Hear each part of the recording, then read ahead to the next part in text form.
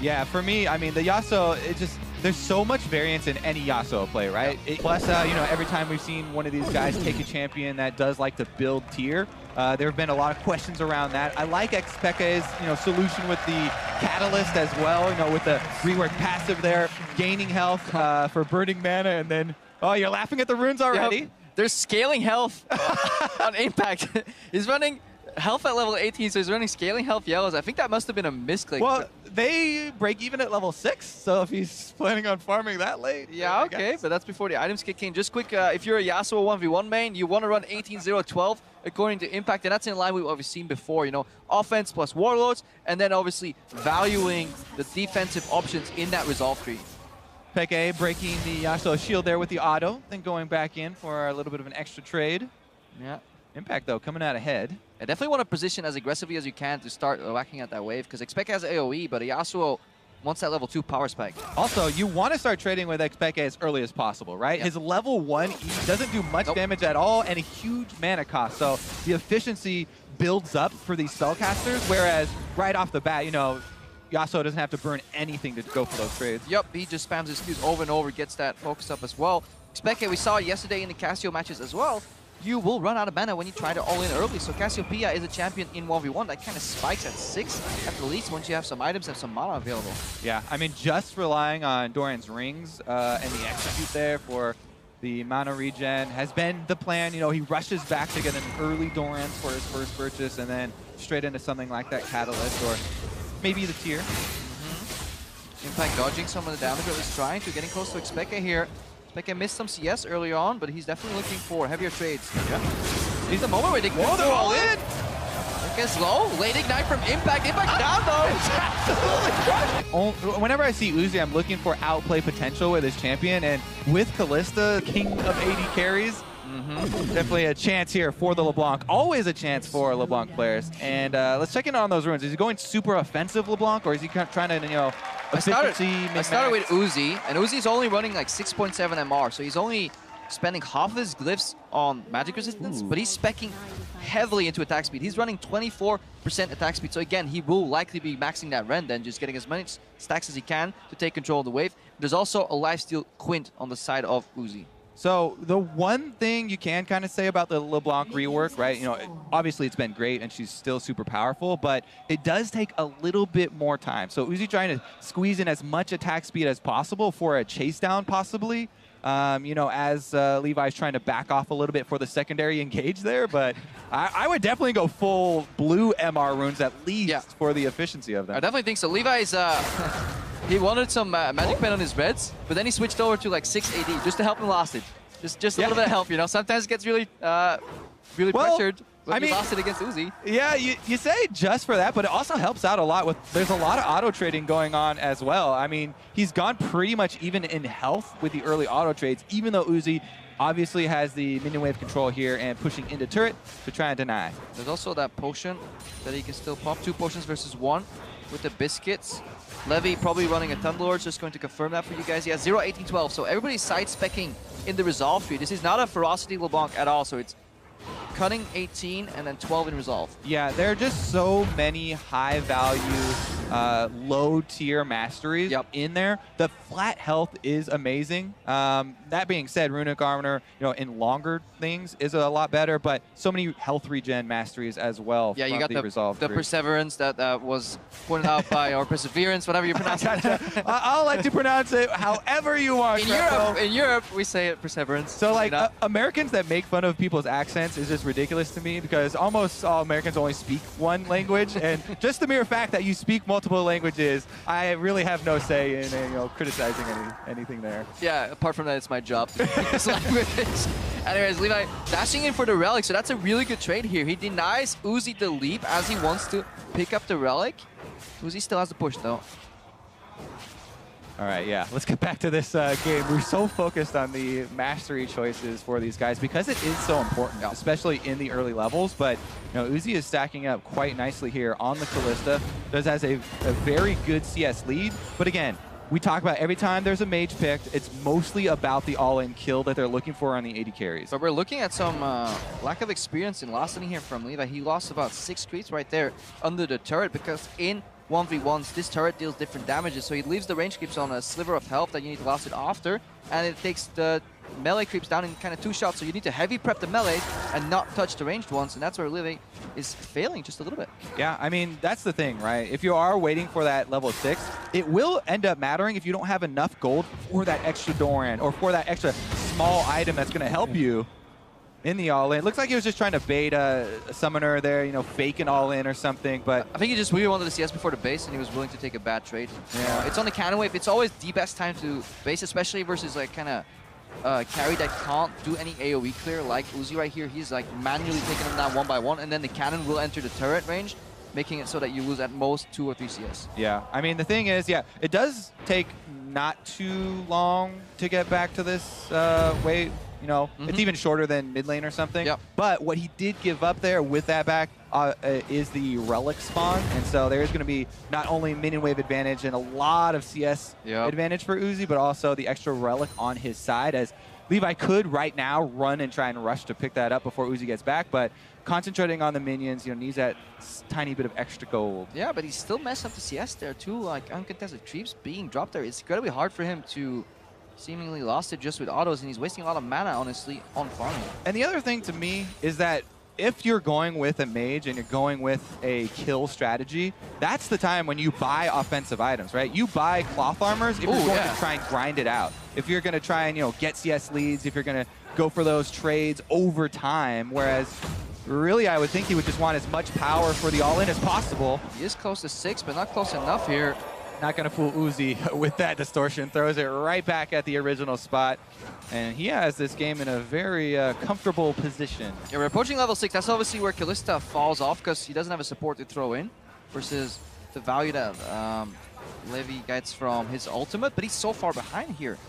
Uzi has to play the CS game. I wonder if he's going to get sucked in an all-in that he will lose. He has the right summoner spells in the barrier and exhaust. Very predictable damage as well from the LeBlanc. So try to carry over there. Spears ended up in the back creep. Yeah, I mean... Plus minions, this is really good for Uzi. Does shatter, still has spears in him.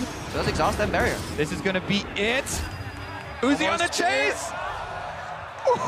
Ooh, they disengage, all summoners blown. That's actually good for the LeBlanc, in my opinion here. I think that it is gonna provide a lot more threat. Let's see what he does with it too. The minions aren't going to be frozen, so he has no chance at, you know, denying and trying to use that brush, but we'll see what he gets on the next back. I definitely do not advise him going more defensive. He can use more power. That was tricky from Uzi, because I feel like he had rend stacks in his opponent. He could have popped it, but I felt he needed like a proxy creep to make that one happen. Yeah, not quite sure, you know, did he use it super early on to try and clear out that last minion? I'll keep the mouse over him right now to make sure we have the cooldowns for the actual all-in. But I think you don't get spears in the enemy creeps if it's on cooldown. I don't think the new rend stacks. Yeah, I think you're right. On cooldown, so he had definitely, but he was just out of range, I think. Wow, really good carry over there, double spear. But he's always looking for the reset. He never wants his rend to get on cooldown, I think. Yeah, and we still have a decent amount of time, right? The CS cap will be 100. So only at 58 right now for Uzi. Levi doesn't have to panic or anything. Yeah. It's not just about being level 6 and looking for the all-in. It's so much about the setup as well, because the minions really matter in these. Yeah, especially if you're tanking cannon creep damage right here. But you see Uzi is progressively getting more scared, playing backwards in the lane. He's about 40 creeps to go, which gives ample opportunity for the LeBlanc to hit like level 9 and go for an all-in again, especially now that these barrier and exhaust is on cooldown. I think the momentum's shifting towards Levi. Not if he does that, though. Yeah. Also got a pretty good exit trade there as the shatter carried over. So he's feeling okay about the situation, but Kalista CS is pretty decently under turret. We'll see how much pressure a LeBlanc can apply under there. Because Uzi is, you know, inching closer and closer towards that threshold. Yeah, it's the ideal location to play against LeBlanc. She will take damage from the turret if she gets too close, but if he has to use too much mana on CSing here under the turret, Uzi's going to lose his all-in potential. That's a good reset here. Really nice. Got the extra rend damage on Levi, even though he was out of range because of the minion for the activation. And man, with this Vamp Scepter plus a bunch of potions for Uzi, there's no way he loses out in the sustain wars. But he is capped in the all-in because he did not go for null magic mantle. Obviously, 100 to 0, LeBlanc can still get him. We're approaching the second rotation here for summer spells, and that should be good for Uzi then again. Yeah. And you know, we talk about the extra time that Levi had. every wave counting against him. A couple of misses there. Ooh. He W'd in place then, right? I think that's what happened for Levi right there. Trying to get to the relic, but minor mishaps, honestly. Couple CS dropped in the early game, couple bad trades. For me, LeBlanc gonna need to recall around 80 CS for Uzi because you're not gonna have enough time. You need to get as much power as possible to be able to set it up so that he's not next to his turret and just have as much AP as you can possibly go for. Because Uzi right now, he's going to go over to 100 CS win. What's going to happen here is that it'll push in the wave, just like you're saying.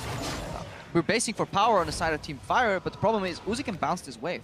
Yep. This wave will probably naturally bounce unless it gets cleared out very quickly towards Uzi. He can stall, give 20 CS to Levi, but then get the remaining 16 CS he needs to get. And he finished with the head. Oh, I think it's actually over now. Wait, way to hype this matchup, Kobe. It's, well, I mean, it's so tragic, right? We talk about the AD carry, going the defensive masteries is the most reliable way to, gain an advantage in 1 versus 1. And that kind of is the strategy. There are so much more exciting windows for the other champions, though. So everyone kind of roots for the underdogs and against the AD carries in this mode. Just want to see some blood. So many people die. Exactly. All right, we need to see Levi follow his positioning because he is looking for an all-in, but these spears are starting to deal damage. Remember, Kalista doesn't skill anything in W or R. It's just Q and E, and that's why you see these abilities deal so much damage compared to what you're used to. She doesn't lose any points during it. Good prediction by Uzi. He made it go all in because he has Exhaust, Barrier, and the Hex Drinker. Uzi is in complete control right now. Definitely not looking good for Levi. He's got to just... he knows. Yeah, there's actually... You don't want to call it over because a miracle could happen, Crepo. I mean, somebody can start taking the turret. Uzi, yeah, exactly. You don't expect Uzi to make huge mistakes, but technically possible. 9 more CS, 8 more CS, and he's gonna have it. I want to see Uzi go for the all-in on 99 CS. Yeah. Just because he can. Double Lift definitely did that last year a couple times, and he was 1 auto away from losing it, even though he had a guaranteed win on CS. But definitely worth it. That's how he lost this year as well. He went for it. Levi going in again. Chain does not connect. He is super low. There's the exit bounce, but 6 more creeps. I don't think Levi has the time to base right now. Yeah. I mean, unlucky. That's the other thing I love most about the 1v1 tournament. This is not a mode the pros come into the event practicing. So they don't know, obviously, the best thing, but all right, let's see about the all-in here. Uzi, 2 more CS, he can go for it, or try and finish. That's it. There it is, there's your champion.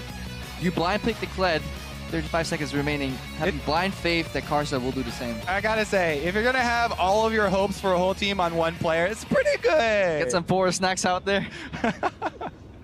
Let's see, do they even have the same skins? We'll be able to tell them apart here. All right, so there's a Q start on Karsa. Let's see if Smeb has the same. I imagine. I don't think you're going to start anything else here. Yeah, this is the one game I was distracted from the last one. Didn't jump into it. That's fine. So we'll just be spectators. All right, real quick for everybody at home, before the mayhem goes loose, we have really big investment on flat health on the side of Karsa. He is running 100 flat health, 6.3 armor, and then 13 physical damage. He is running 12-0-18, surprisingly. He's playing Grasp Kled here, so that's a very, very defensive Karsa with a mix in ferocity. Quickly going over to Smeb. His masteries are the same, so these guys are definitely Kled pros.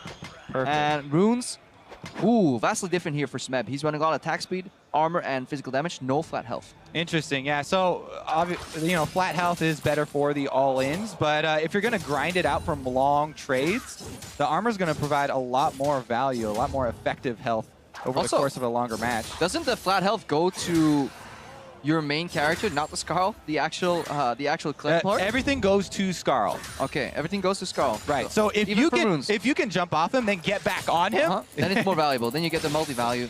Uh-oh, here we go. Locked into level 1 combat. Does get the grasp trade. Oh, it's so hard to see what HP these guys are on. All right, we got some skill here, weaving those, what is it, bear trap on a rope through the minions. We're not playing by plays, we're just calling Q.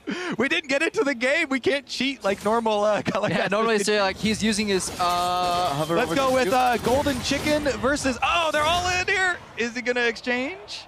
Another grasp there for Smeb, and actually the grasp is really working out for him. Does have control of the minion wave as well. I tried to look up the skills, and my browser's in German. Say it in German then. I'll accept that answer. Bärenfahrer am Style is what he has, so he's actually a bear trap on a rope. Okay. And then we're not gonna go for the next one. This is hard mode casting right here. Smeb has actually been the first one to demount his opponent, and Carso's gonna have to charge that loyalty back up to earn his strategy here. But Carso going down so low. He was so close to hopping back on Skarl and turning it all around. It is a strategy, but Smeb just goes in and wrecks him. First one with Mata. I mean, Mata already took down Faker. He's just adding all these trophies to his. From Maple. We'll need to judge his Yasuo skills, but he is one of the more mechanically gifted mid laners in the world, so it's definitely possible. And that's what All-Stars is all about, being bold. Well, what are you playing a 1v1 for if you're a mid laner and you're scared to challenge the support player in a Yasuo 1v1? I mean, come on, you gotta be able to put up here. This is interesting. Maple's running Grasp Yasuo, 1% crit as well, attack speed, health, and very heavy on armor. So he's playing tank Yasuo against Mata. The armor quints are actually some of the most efficient runes in the entire game. Huge value from those, and that is what Maple is getting the extra armor from. Mata's running magic resist. Again. He does not care. He's got a Yasuo page. He's had success with it before, so, you know, it must be a good page. And he's playing Warlord. So we're looking at Grasp again, guys, on the side of Maple. Very focused in the armor department, but doesn't dish out as much damage with the attack speed either. Yeah. And then on the other side, we have Mata, who's running Warlords and magic resistant glyphs. That's about action. That's the thing, right? I have this thing where I usually will look up the highest rated players on Korean solo queue to try and copy runes and masteries from them. But sometimes they're just really good players, right? Just because they're the top of the solo queue doesn't mean they've theory crafted the best masteries. He's just way better than me. Yep. And they actually, copying them can be a detriment. All right, but let's see how their play actually does here. Maple, slight push. I wonder if, I guess the Grasp proc, and this is where Mata finds out that he's playing against a whole different beast of Yasuo, and he will likely feel the laning pressure here. Yeah, and it does, you know, kind of change the way you want to trade, right? Because there is the cooldown on Grasp, whereas Warlords, you're always going to be able to, you know, hit and get effectiveness out of it. So Maple wants to go in for those and work around that timing. Does have control of the minion wave and pushing Mata in early here. Yeah, misses one CS, did sidestep the Q, and these minions are kind of over-prepped, so that's a good solution. Get the second one down, and then when the first one goes low, double AoE. Yeah, he's only down 2, and most of his games have ended in all-ins anyway. Didn't get very far as the CS. You really want to stack that shield up.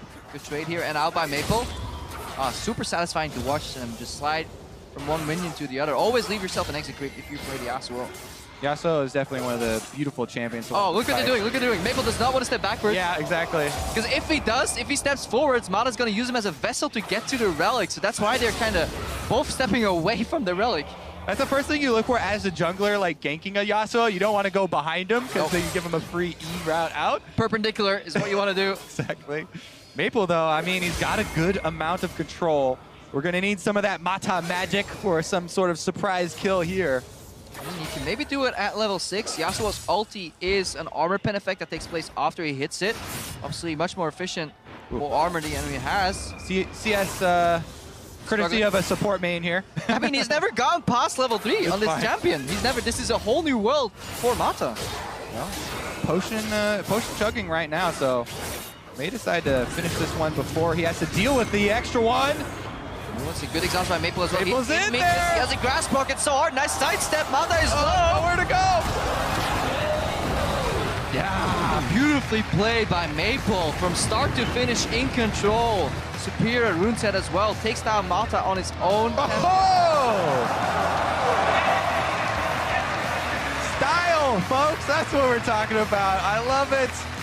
I love the conclusion of this.